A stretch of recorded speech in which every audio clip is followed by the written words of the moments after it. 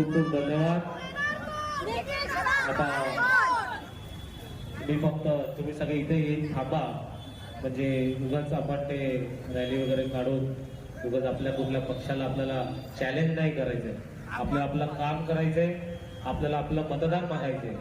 आपण आपल्या तुम्ही सगळे माझ्यासाठी जमलात, तुमचे खरंच खूप खूप धन्यवाद। आपण कोणाला दोष देणार नाही। शिंदे साहेबांच्या जागी बरोबर आहेत, त्यांनी त्यांचं काम केलंय, त्यांना शेवटी पक्ष सांभाळायचा आहे। पण आपण टेंबीनाक्याचे आहोत, लढणं हे आपल्या रक्तात आहे।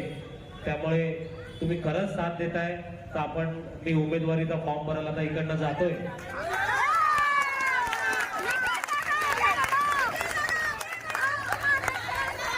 आणि आपली ही लढाई फक्त उमेदवारीचा फॉर्म भरून इथे संपणार नाहीये।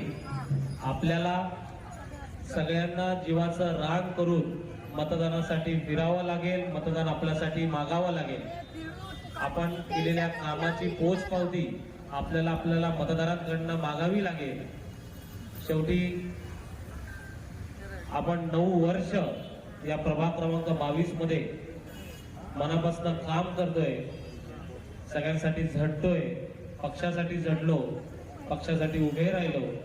ठीक आहे, साहेबांनी आपल्याला आशीर्वादही ठेवले।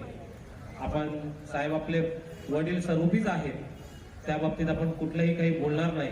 पण आपण काय आहोत, म्हणजे आपली निष्ठा हरली असली तरी आपला स्वाभिमान अजून जिवंत आहे।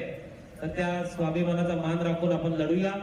मी फक्त 15 ते 20 मिनिटातच परत येतो। जर तुम्ही थांबणार असाल तर थांबा, काही हरकत नाहीये। नाहीतर आपण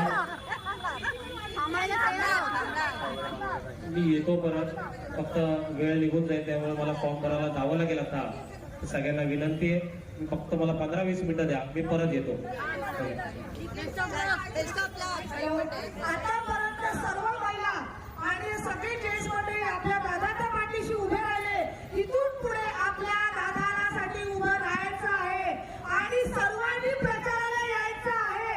हे लक्षात ठेवा, एकच वादा आपल्या दादा अपेक्षा उमेदवार नाही जाऊ, आपल्याला तिच्या पाठीशी उभं राहायचंच आहे। निवडून येणार कोण, दादाशिवाय आहे कोण? सगळ्यांनी लक्षात ठेवा, 15 दिवस तुम्ही दादाला द्या, पुढचे 5 वर्ष दादा तुम्हाला देणार।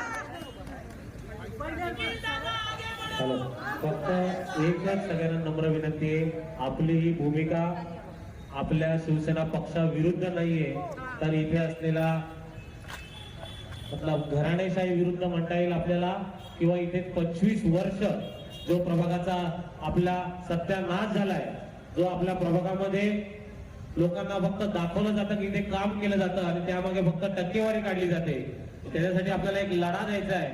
तर आपल्याला फक्त एवढं लक्षात ठेवा, आपण कोणा पक्षाविरुद्ध किंवा आपल्याला साहेबांविरुद्ध काहीच करायचं नाहीये। तर आपल्याला इकडच्या जे सत्ता आहे, जी चुकीच्या पद्धतीने इथे वापरली जाते, चुकीच्या पद्धतीने त्याचा वापर केला जातो आणि कोणाला पाठिंबा नाही दिल्यावर त्यांना घर तोडायची धमकी दिली जाते किंवा प्रत्येक गोष्टीची धमकी दिली जाते, त्याच्या विरोधात आपण लढणार आहोत। तर तुम्ही सगळ्यांनी मला साथ द्यावी। परत एकदा सांगतोय, आपली साहेबांविरुद्ध आणि पक्षाविरुद्ध कुठलीही आपली भूमिका ठेवायची नाही। आपण सगळे बसून करूया। मला फक्त 20 मिनिटात मी फॉर्म भरून येतो।